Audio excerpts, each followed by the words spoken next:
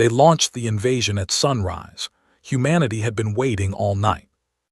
The ground shook before we even heard them.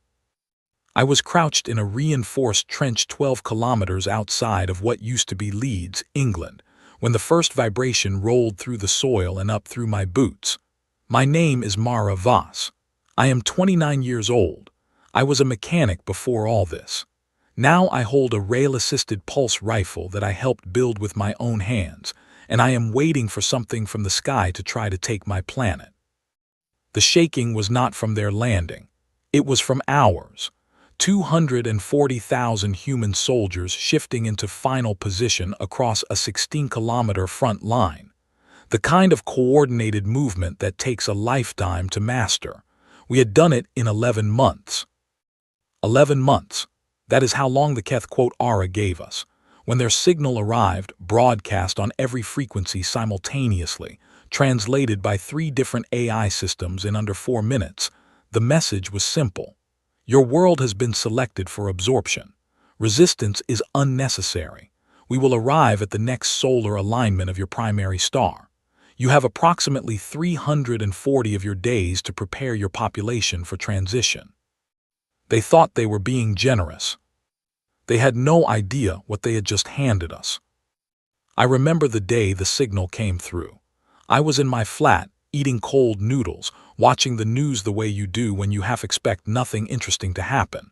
Then every screen in the world switched at once. Every phone, every billboard, every television in every bar and waiting room and hospital lobby. The same message in every language simultaneously. And for about 40 seconds, the entire planet was completely silent. Then it was not silent anymore. I won't describe what those first weeks looked like. I think anyone who lived through them remembers well enough. Fear, grief, denial, rage, all of it in layers in every city and village and lonely farmhouse on the planet. People said goodbye to things. People argued about whether any of it was real. People prayed. People ran.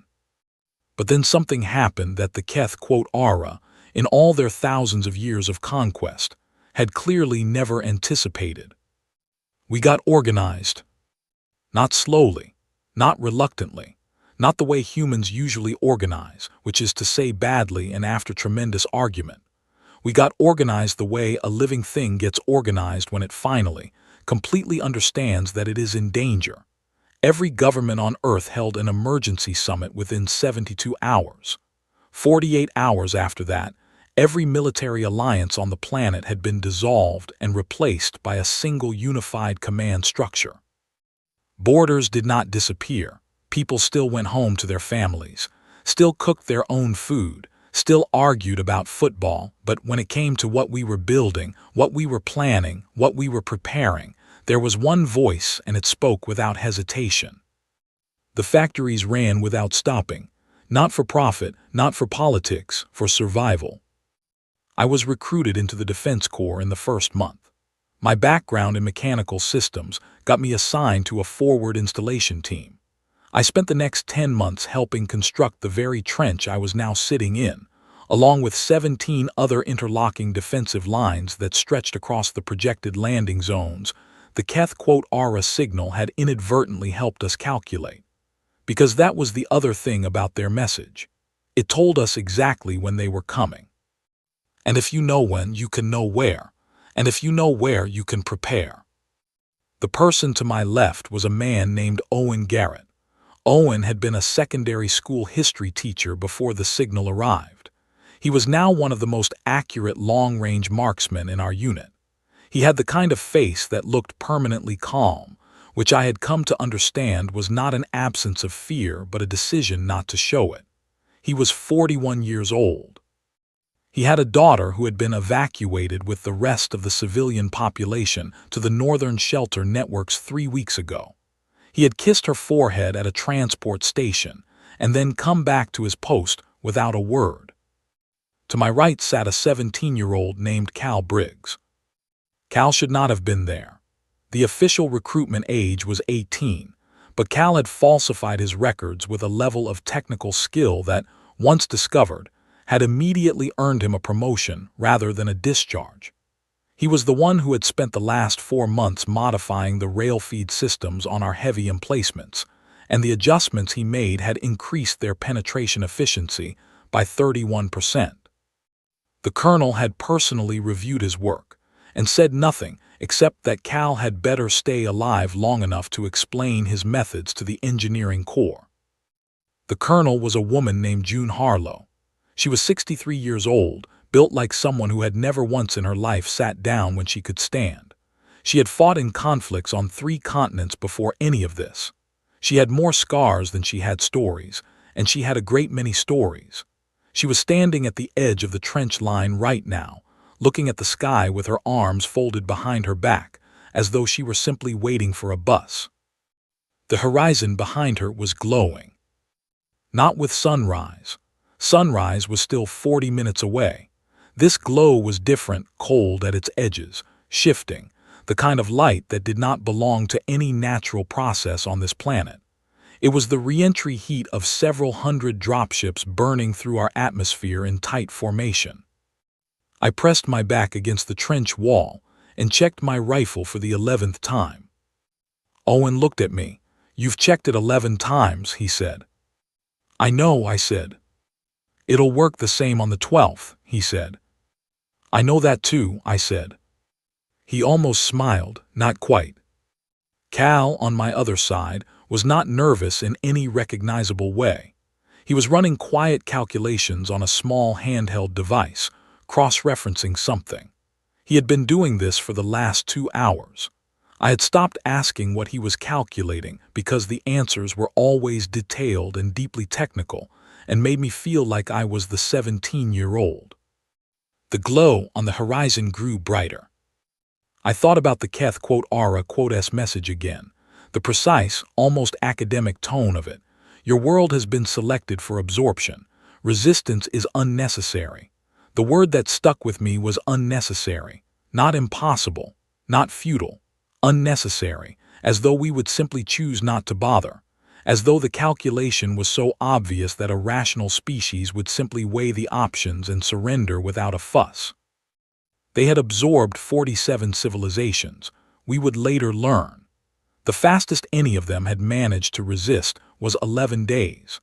The Keth Ara had developed their entire military strategy around the assumption that intelligent life, when faced with an overwhelming and technologically superior force, would prioritize self-preservation over resistance.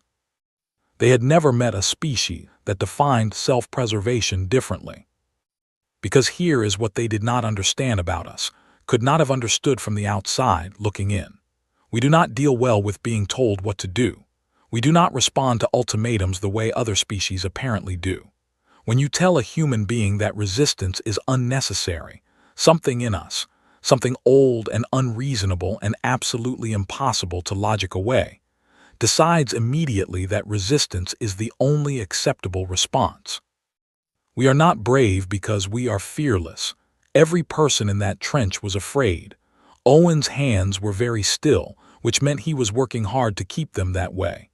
Cal had stopped his calculations and was just sitting quietly, which for Cal was unusual enough to mean something. I had checked my rifle 12 times. We were afraid. We were also ready. And in 11 months, we had made sure those 2 things were not contradictions. The dropships broke through the cloud layer. They came in formation, perfect, geometric, almost ceremonial. There were exactly 312 of them in the first wave. We had estimated 300, 2 off. Cal had said 310. We were both wrong. Colonel Harlow did not move from her position at the edge of the trench.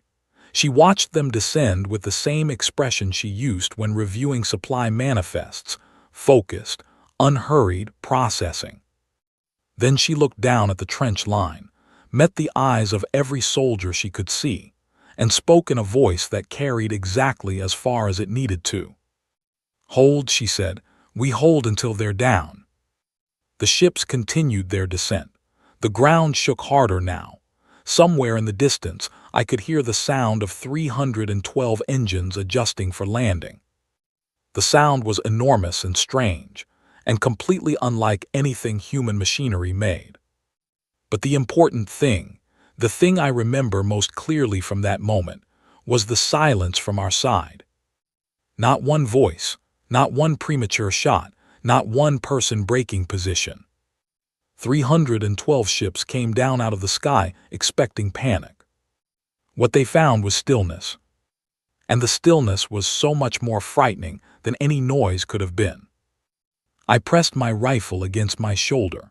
40 meters ahead of the trench line, the first Cathara dropship touched the soil of Earth. I breathed in. I breathed out. And then Colonel Harlow said the one word we had been waiting 11 months to hear. Now. The Cathara disembarkation sequence lasted precisely 14 seconds. I know this because Cal had timed their previous maneuvers from intercepted footage and told us what to expect. They were efficient. I will give them that. The ramps extended, the formations moved, and within 14 seconds of touchdown there were approximately 9,000 Cathara ground units standing on English soil. They were taller than I expected.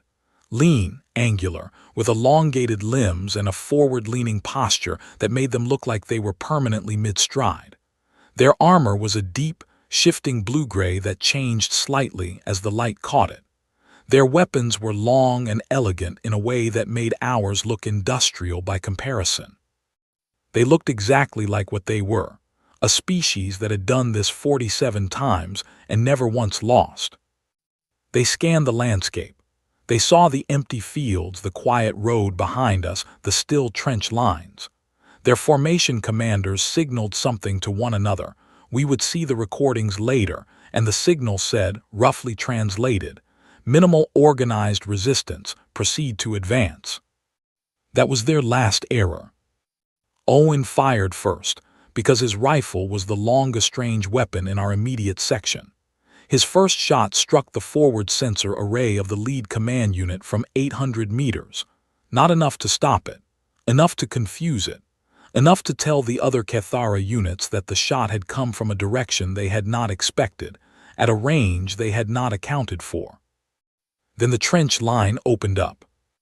Not just our trench, every concealed battery, every roof-mounted platform, every underground rail emplacement that Cal had spent 4 months adjusting to hit at angles their shield geometry had never been designed to handle. The Cathara shields were remarkable technology. They were designed to absorb and deflect directed energy and high-velocity projectiles from standard attack vectors, straight lines, predictable arcs. What they were not designed for was the specific 43-degree lateral approach angle that Cal had worked out mathematically and quietly integrated into every emplacement in our sector. The first volley of shots went through their front line's shields like they were not there. I watched Cathara armor crack. I watched units go down.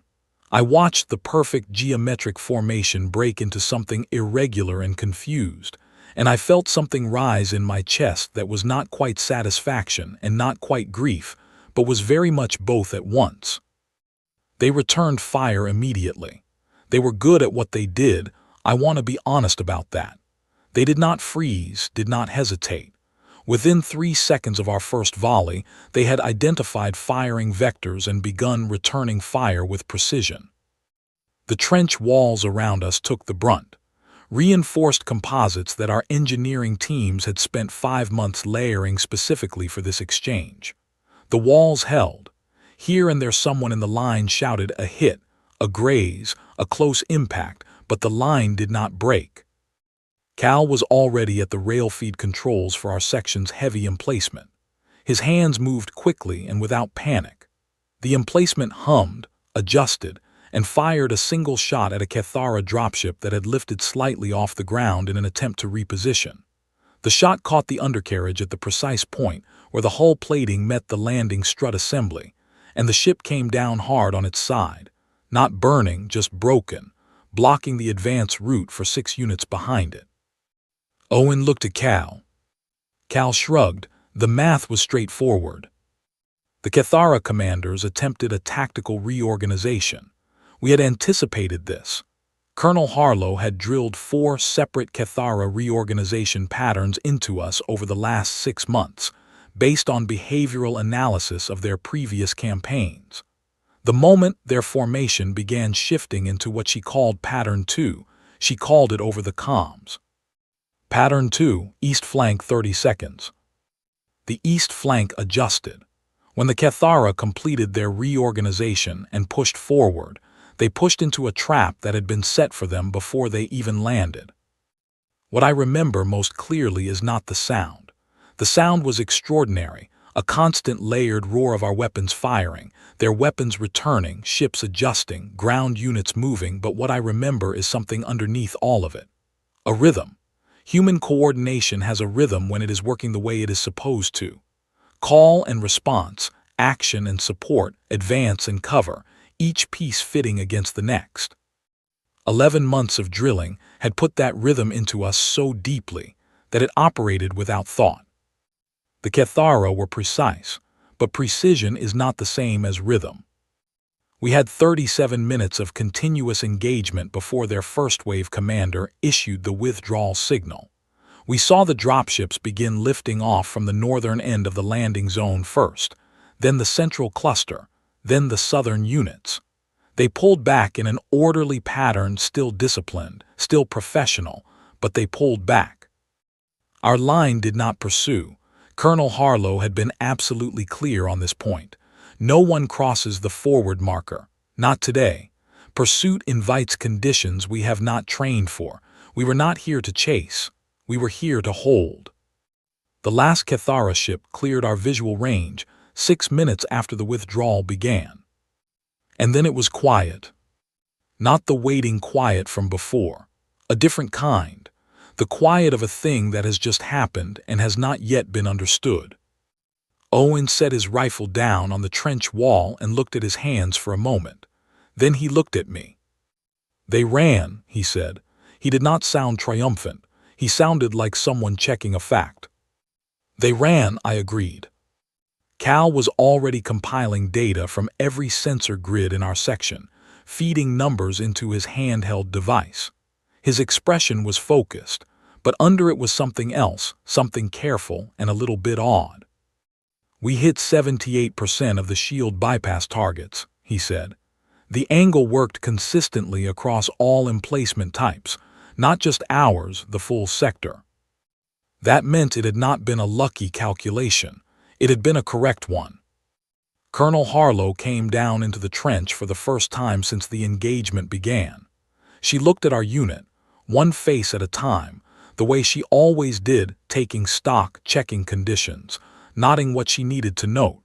Then she looked at the sky where the Cathara ships had been. "Good work," she said. "Reload and rest what you can. This was the probe." Someone 2 positions down said, "We beat them." Harlow turned toward the voice without heat. "We beat one wave of a probe that they launched specifically to measure us. They now know we do not break immediately. They now know we have prepared." She paused. "The real fleet has not moved yet. It is still sitting in orbit with approximately 60% of their total ground force capacity still aboard." No one spoke. "We gave them information today," she said.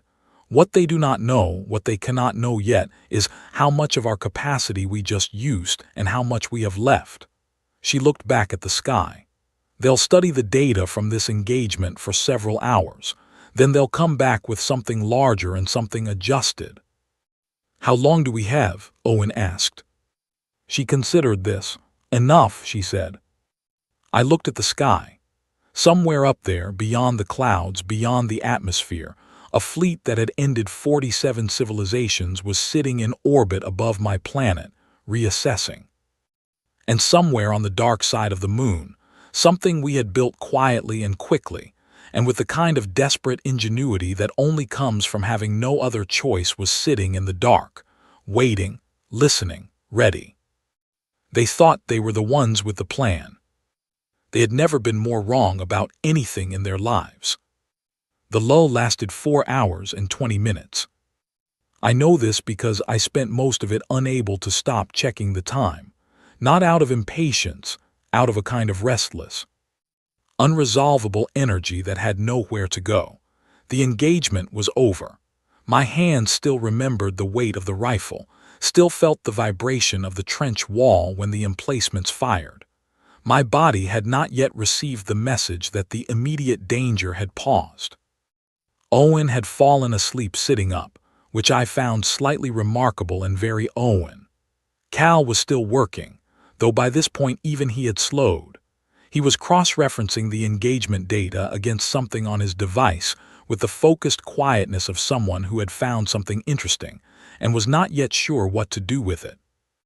I sat and I thought about my brother. His name was Nate. Nathan Voss, 7 years older than me, the kind of person who remembered birthdays and fixed things before you knew they were broken. He had been living in the city of Hanover when the Cathara ran their orbital bombardment test 6 months ago. They had done it, we understood later, as a demonstration, a proof of intent, to show us that from orbit they could hit a target the size of a city block with precision. They had selected a location they identified through our own satellite data as a zone of low critical infrastructure. What their analysis had not correctly weighted was population density at midday. 216,000 people. The Cathara announced it afterward as a calibration exercise. They used that exact word, calibration. Nate had been at a market 3 blocks inside the impact zone. I had last spoken to him 2 days before. He had been annoyed about a parking fine. We had argued mildly about something unimportant, the way you argue with someone when you expect to speak to them again shortly. I did not cry about it because I had done my crying in the first week after it happened, in the supply depot behind our installation, sitting on a crate by myself quietly and completely. What I had now in its place was something that was not quite grief anymore.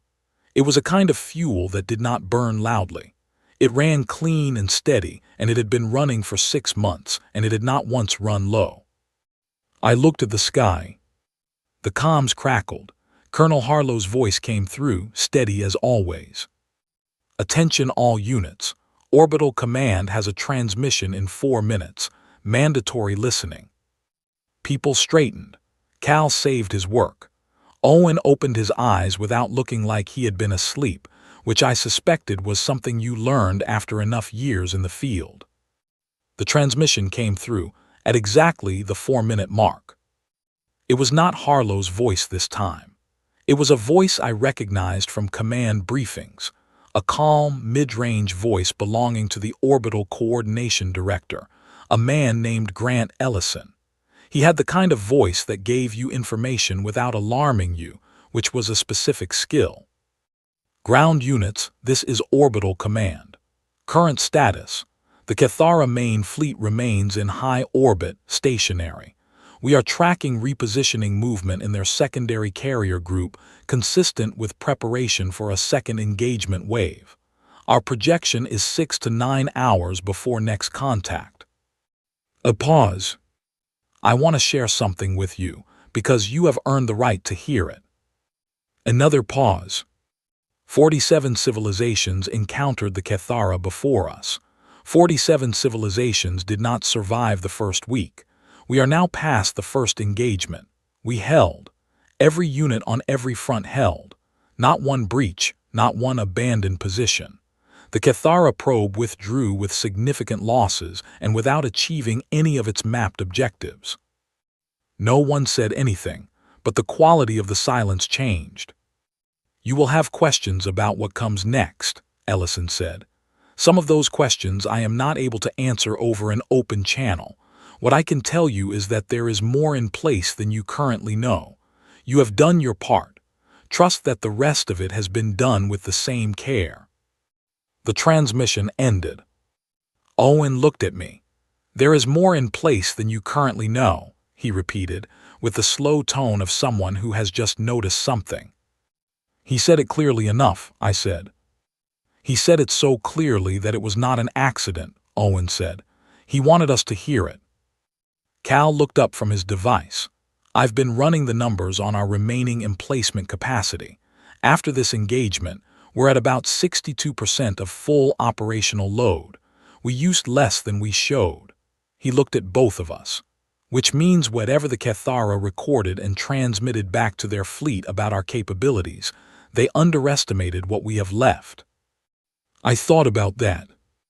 And then, because I had been thinking about Ellison's phrasing, about Harlow's comment from earlier, about 1,000 small pieces of information that had been sitting in the back of my mind for months, something clicked into place. The defense installations, the rail emplacements, the coordinated trench networks, the supply chains that had never once run low, all of it had been presented to us as the plan, the full picture of what humanity was building in its 11 months. But 11 months is a very long time when every factory on the planet is running.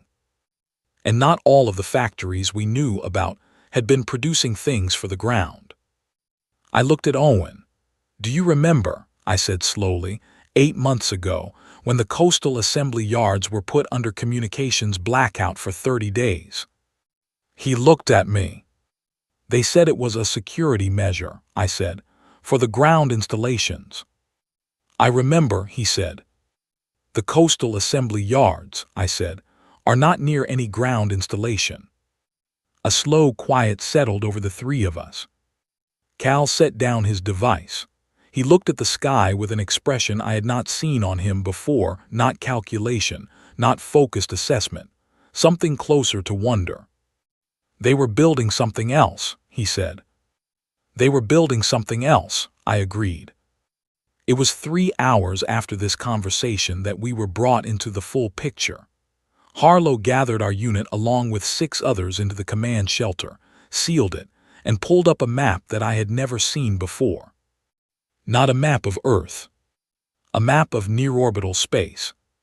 41 ships, Harlow said without preamble, built in 8 months on the dark side of the moon inside the detection shadow of our own natural satellite, crewed by people who have been training in simulated zero-gravity environments since month 2, fully armed, fully fueled, fully crewed, in position and holding. Nobody moved. "The Cathara fleet has been watching Earth," Harlow continued. "They have not been watching the moon. They did not consider the moon a relevant variable. This is because no civilization they have ever encountered had the manufacturing capacity to build a combat-capable space fleet in 8 months while simultaneously running a full planetary defense mobilization." She looked around the room. "We did," she said. "I thought about Nate, about calibration exercises, about 47 civilizations that had not made it to the second week. The plan," Harlow said, "is this. When the Cathara repositions for their second major engagement wave, when they commit their main force to a descent trajectory, the lunar fleet jumps from cover and takes position behind them, above them, between them and their exit vector. At the same moment, every ground-to-orbit weapons battery we have been keeping off their detection grid activates simultaneously." She looked at the map. "They will be committed to a descent. They will have no avenue of retreat. They will face fire from below and fire from above, from a force they did not know existed, using weapons they have no data on." She turned back to the room. "They gave us 11 months, she said, in a voice as quiet and steady as anything I have ever heard. "They gave us 11 months because they have never needed more than 11 days. They thought they were being generous." She paused. "They gave us 11 months." Outside, somewhere beyond the bunker walls, the sky was dark and full of stars. And on the dark side of the moon, 41 ships waited in perfect silence, crewed by humans who had learned to fly in 8 months, armed with weapons built in weeks, burning with the same clean, steady fuel that was burning in me. The Cathara did not know we were angry. They were about to find out. I was in the open air when it happened. Harlow had given us a 30-minute stand-down between shifts, and I had climbed out of the trench to breathe something that was not recycled air. It was full night now, cold and clear, the kind of sky that makes you feel very small in a way that usually feels peaceful, but tonight felt completely different. I could see the stars, and somewhere among them, invisible without instruments, the Kethara fleet was orbiting. And somewhere between them and the moon, 41 human ships were holding their position, waiting. I sat on the ground above the trench and looked up and tried to feel the scale of what was coming. I was not entirely successful. Some things are too large to hold in your mind all at once. You take the edges of them, the parts you can reach, and you hold those instead. I held Nate. I held Owen's careful hands and Cal's quiet calculations. I held the image of 312 Kethara ships coming down through a cloud layer, expecting to find a broken world. Finding stillness instead. The alarm was not loud. It was a single sustained tone, low, resonant, the kind of frequency that travels through ground and air and bone. It meant one thing. The Kethara were repositioning for a second wave. I was back in the trench in under 40 seconds. Owen was already at his position. Cal was at the emplacement controls with his device in one hand and the targeting interface active with the other. Harlow was at the edge of the trench again, standing, arms behind her back, watching the sky. The comms opened. Ellison's voice still calm, remarkably calm. All units, all fronts. The Kethara main fleet has broken orbit and is beginning descent formation. This is not a probe. This is the full engagement. Estimated atmosphere entry in 18 minutes. A pause. Lunar fleet is go. I repeat, lunar fleet is go. They are moving now. And then something changed in his voice. Not much, just enough. Godspeed, everyone. 18 minutes. The first 14 I spent mostly in a state that I cannot fully describe. It was not fear, or not only fear. It was something deeper than fear, something that sat below it, an awareness of being present at something that had never happened before and would never happen again. A species that had been told it had no chance, deciding that did not matter. At the 15-minute mark, the first Kethara ships hit the upper atmosphere, and the sky began to burn. They came in larger formation this time. Not the careful geometric pattern of the probe, this was a wall. A flat, wide descent arc designed to blanket a maximum surface area, to make targeting and coordination as difficult as possible for a defending force. It was the correct strategy against a force with limited coverage. We were not a force with limited coverage. Every sector activated simultaneously. I will try to describe what it looked and sounded like, but I know even as I try that words are going to fall short. Imagine 6,000 emplacements opening fire at once, targeting specific points in a descending fleet, using angle calculations refined over 11 months of preparation. Imagine the sky lit up not with the chaos of random fire, but with the precision of a plan that every person, machine, and system on Earth had been building toward for nearly a year. The Kethara return fire was immediate and heavy. They were not surprised this time. They had our positional data from the probe engagement, and they had adjusted. The first wave of return fire was significantly more accurate than before. The trench walls absorbed most of it, not all of it. I heard someone down the line go down. I did not look. I could not look.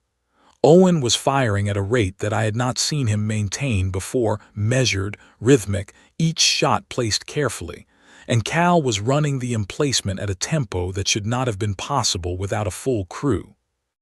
The Kethara front line hit the ground 4 kilometers ahead of our position.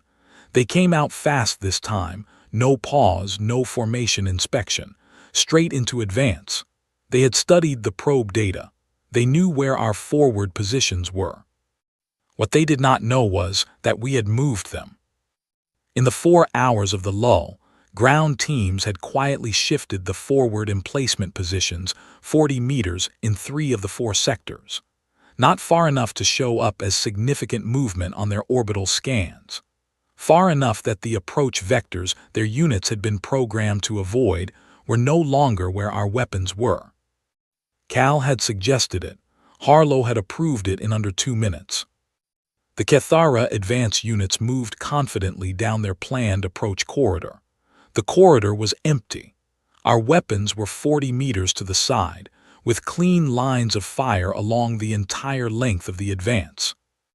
We opened up. What followed was 22 minutes of the most intense sustained engagement I have experienced or will likely ever experience.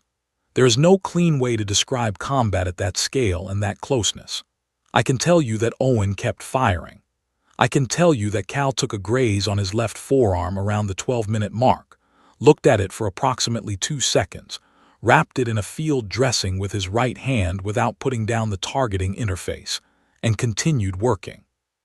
I can tell you that Harlow moved along the trench line for the entire 22 minutes, adjusting, directing, calling adjustments and corrections with the steady efficiency of someone who had trained for exactly this her entire life.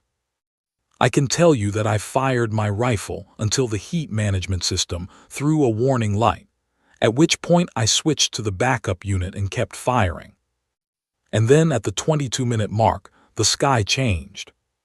I heard it on the comms first, Ellison's voice, stripped of all its careful calm for the first time since I had ever heard him speak. Lunar Fleet has engaged. Cathara main carrier group is taking fire from above. I repeat, the trap is closed. I looked up. I could see it from the ground. I want to be clear about this. I looked up through the smoke and the chaos of the engagement around me, and I could see it. Points of light in the upper atmosphere that were not stars.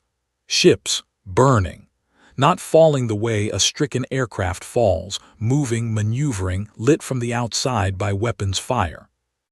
The Cathara main fleet was caught between the ground batteries firing upward and the lunar fleet firing down from above and behind. They had committed their entire force to the descent. They had no rear guard. They had no reserve.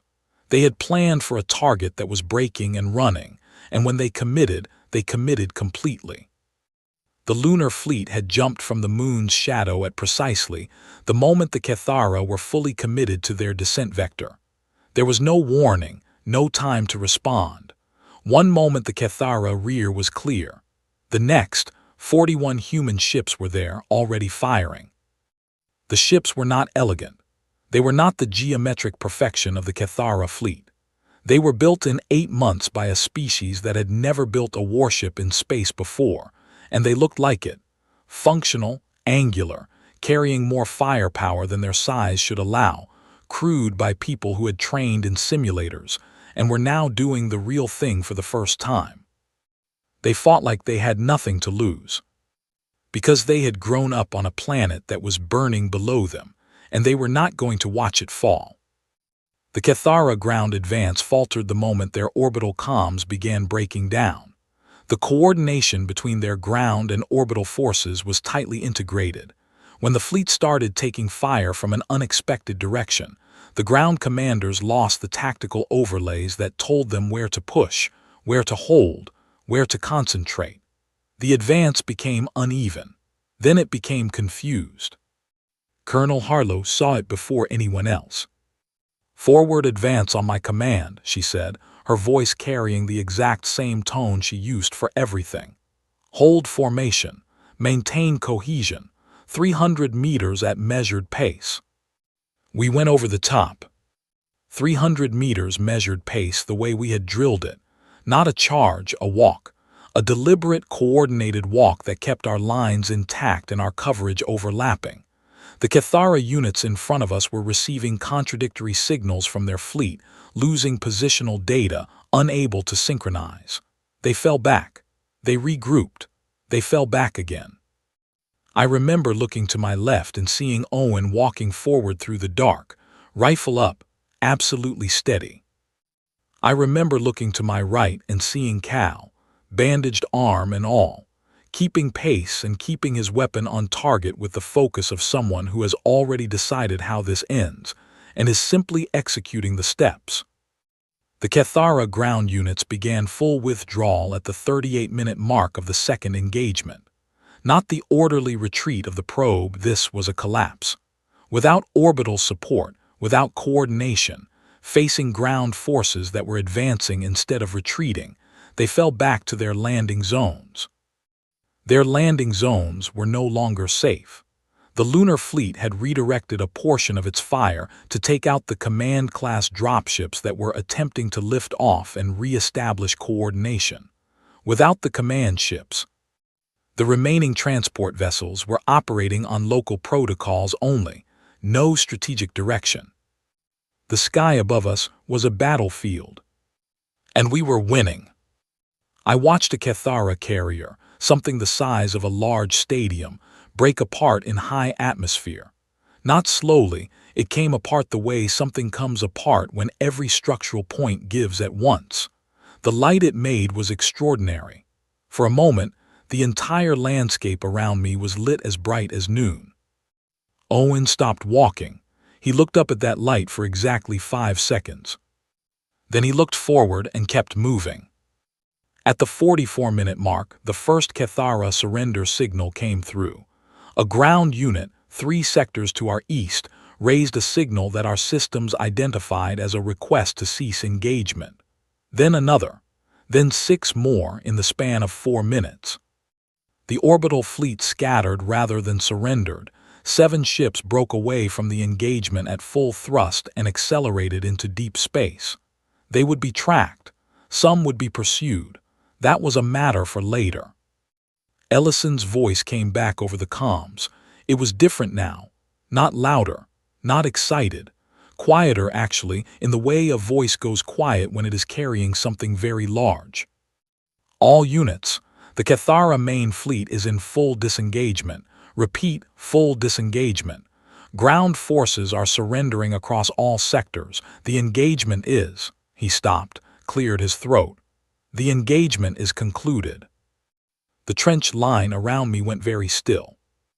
And then Owen said, quietly to no one in particular, "That's that then." And Cal sat down on the ground in the middle of the field we had just crossed, looked up at the sky where the light from broken ships was still fading, and said nothing at all. I stood between them and I felt everything, all at once, the way you do when something immense finally lands. The loss and the relief and the grief, and the strange, impossible pride of being part of something that should not have worked and did. I thought about Nate. I thought about the word calibration. I looked up at the sky. The light was fading now. The stars were coming back one by one through the clearing smoke. We were still here. 3 weeks after the last Cathara unit on Earth surrendered, I was standing in a field outside what was being rebuilt as a forward coordination center near Leeds. The weather was typical English autumn, overcast, cold, occasionally wet, entirely indifferent to whether historic events had recently occurred. I had a cup of tea in both hands and no particular reason to be standing in a field, except that I had found that open spaces helped me think in a way that the newly crowded indoor spaces did not. 11 weeks earlier, I had been a mechanic. 7 weeks earlier, I had helped build a trench that would be featured in every significant military history written for the next several generations. 3 weeks earlier, I had walked 300 meters across a battlefield at measured pace, while the sky above me burned with the remnants of an alien fleet that had ended 47 civilizations. Now I was drinking tea in a field and trying to work out how I felt about all of it. The honest answer was that I did not yet know. There was too much. The mind does a thing after something like that where it processes information in layers rather than all at once. You handle the immediate things first, the adrenaline, the relief, the practical tasks. Then later, in quiet moments with cold tea, the deeper layers begin to surface, not all at once, in pieces. The losses, first and always. Our sector had come through the engagement better than many, but across all fronts the numbers were real and they were significant. Every number was a person. Every person had a name and a history and someone who would carry a specific absence for the rest of their life. The fact that we had one did not make those numbers smaller. I think anyone who told you otherwise was not being honest. Nate was not there to see any of it. I had thought about this every day since the battle, not with the sharp pain of the early weeks, that had softened into something that was less like pain and more like a particular kind of sadness that you carry evenly, like a weight that has been with you long enough to feel like part of your body. I talked to him sometimes in my head. I told him about Cal's arm, about Owen's 5 seconds of looking at the light, about the walk across the field. I thought he would have had something brief and dry to say about all of it. He was good at that. I was still standing in the field when Grant Ellison found me. I had not spoken to him personally before. He was 3 levels above my station and had been, during the engagement, responsible for coordinating the tactical picture for the entire Northern Hemisphere orbital layer. He was shorter than his voice suggested, which was perhaps unfair of me to notice, but I noticed it. He stood next to me without announcing the reason for his presence, which I respected, and looked at the sky for a moment in the way people had started doing since the battle, not with fear anymore, just with awareness, remembering that it was not an empty ceiling. "You were at the Leeds front," he said. It was not a question. He had clearly reviewed records before coming. "Yes," I said. "I read about the forward position shift," he said. "The 40-meter lateral move during the lull. That was an idea from your unit." "Cal Briggs," I said. "The 17-year-old, he suggested it." Ellison nodded slowly. "He's been offered a full research position at the new Orbital Engineering Center," he said. "He turned it down. He said he wanted to finish his secondary school exams first." I laughed. The first real laugh I had managed in 3 weeks. It felt odd in my throat, like something that had been out of practice. Ellison almost smiled. "There's something I need to tell you," he said. "And the reason I'm telling you personally rather than through a briefing is that you're going to be asked to speak on behalf of your unit in 2 days, and you should know the full context before you do." I turned to look at him. "3 days ago," he said, "we received a contact signal from a civilization called the Vorn. They are approximately 400 light-years from here. They are not the Cathara. They have been aware of the Cathara expansion for about 3 centuries and have been," he chose his words carefully, "watching, documenting, not intervening." "Why not intervening?" I asked. "Because until 3 weeks ago," he said, "no civilization had ever successfully resisted the Cathara past the first engagement. The consensus among the observing species, and there are at least 4 of them that we are now aware of, was that intervention was a waste of resources. The math was clear. The Cathara won. Every time. The only variable was how long it took." He paused. "They watched our entire engagement," he said. "The Vorn and 3 other species, through observation platforms they had placed in our system without our knowledge. They watched the first probe, the lull, the second engagement, the lunar fleet deployment. They watched all of it." I thought about that. 4 alien species, quietly watching from the shadows, expecting to document another absorption. "And," I said. "They would like to speak with us," Ellison said. "Formally. The Vorn's message included a translation of a document they call the Record of the Absorbed, the history of every civilization the Cathara have taken, 47 entries."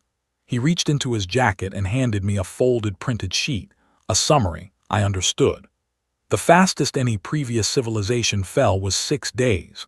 The most organized resistance lasted 22 days before full collapse. The most advanced, in terms of technological level, lasted 9 days.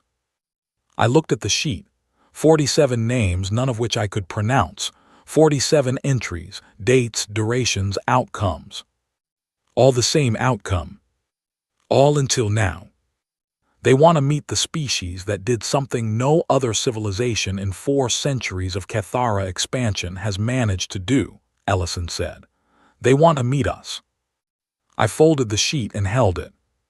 "What do we want?" I asked. "That," Ellison said, "is what you are going to be asked to speak to."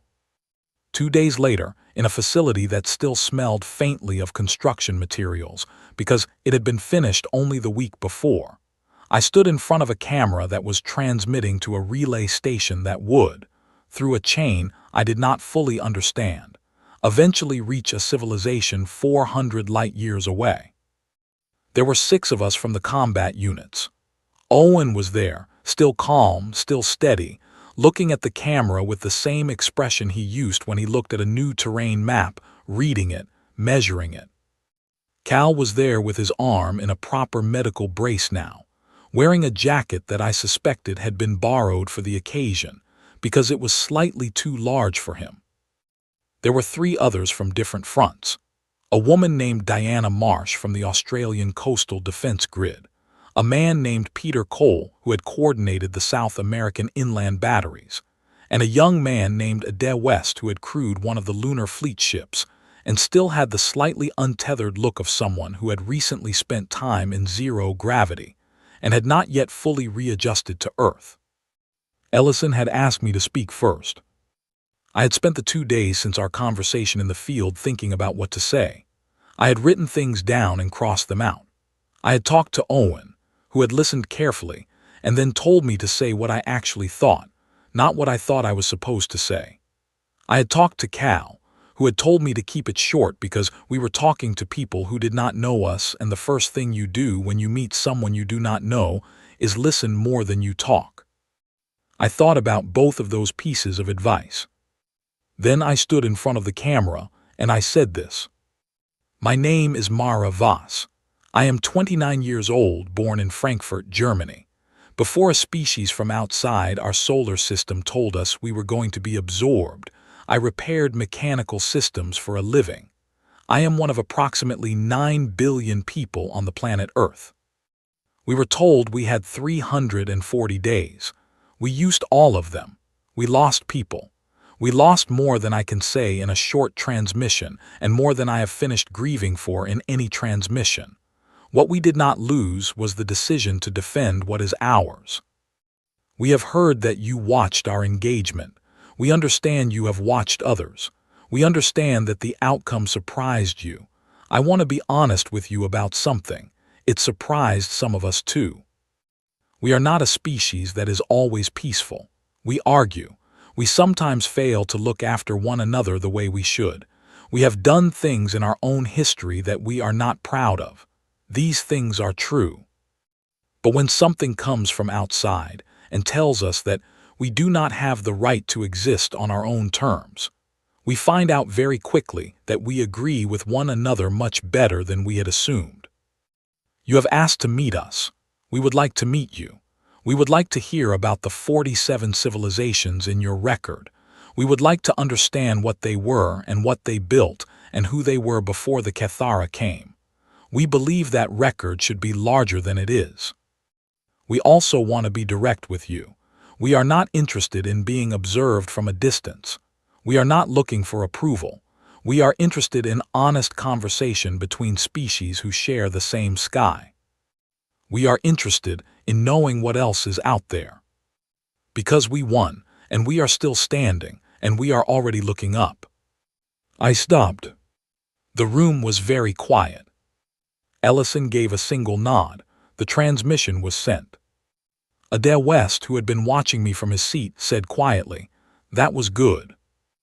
Owen told me to say what I actually thought, I said.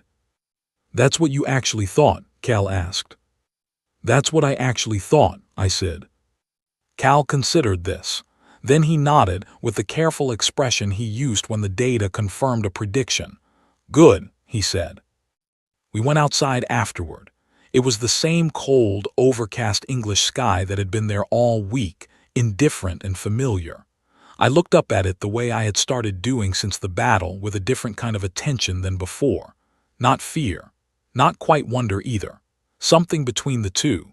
The awareness that there were other eyes in the universe, and some of them were pointed at us, and we had just become something they had not seen before. 3 hours after the transmission was sent, Ellison received the Vorn's reply. It was brief. He read it to us in the coordination room in his steady, careful voice.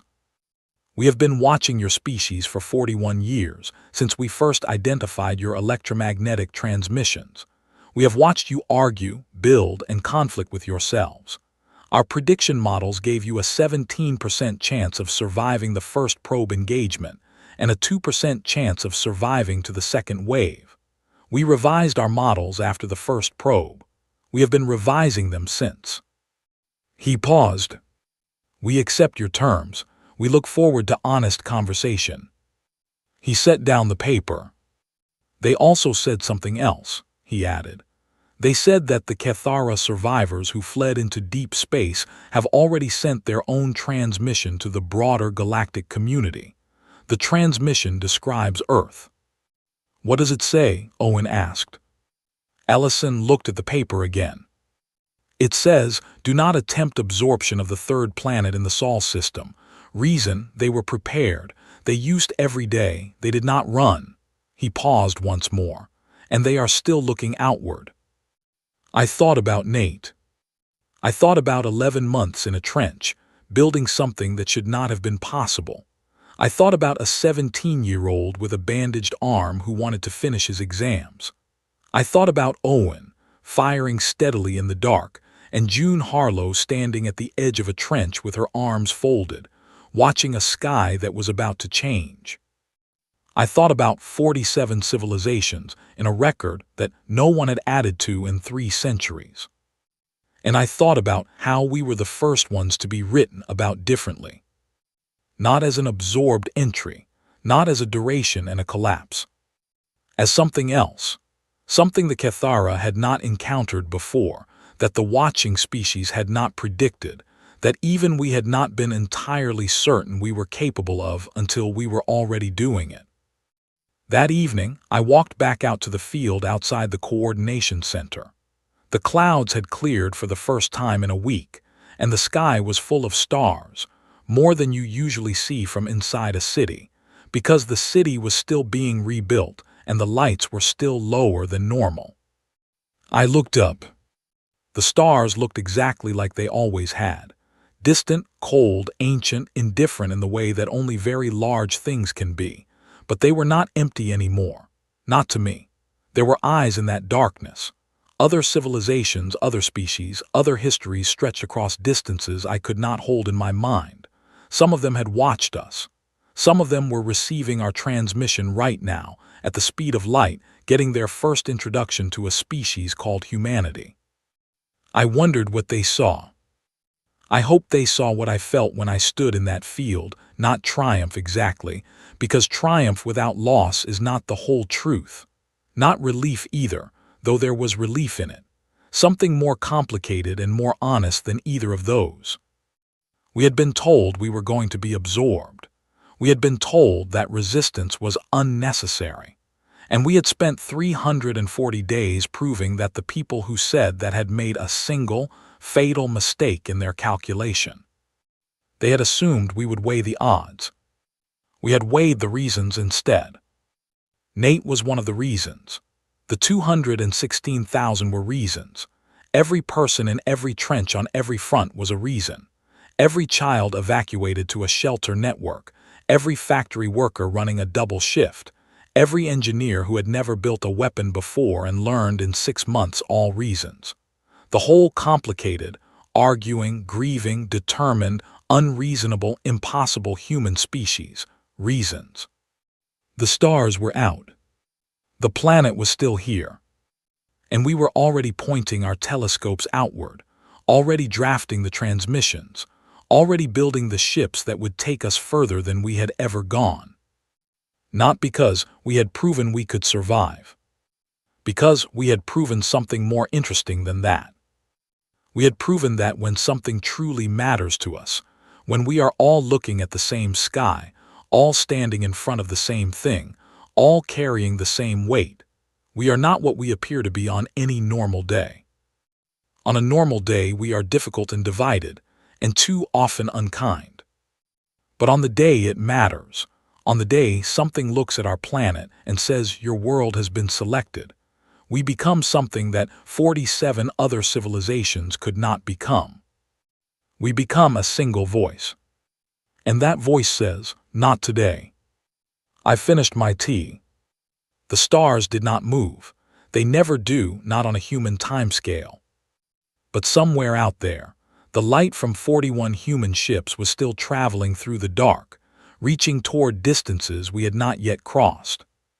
We were going to cross them. Not because we were fearless, not because we were perfect, not because we were the best species in the galaxy or the wisest or the most advanced, but because we were the most stubborn. And because this was our sky. And we were not going to let anyone take it.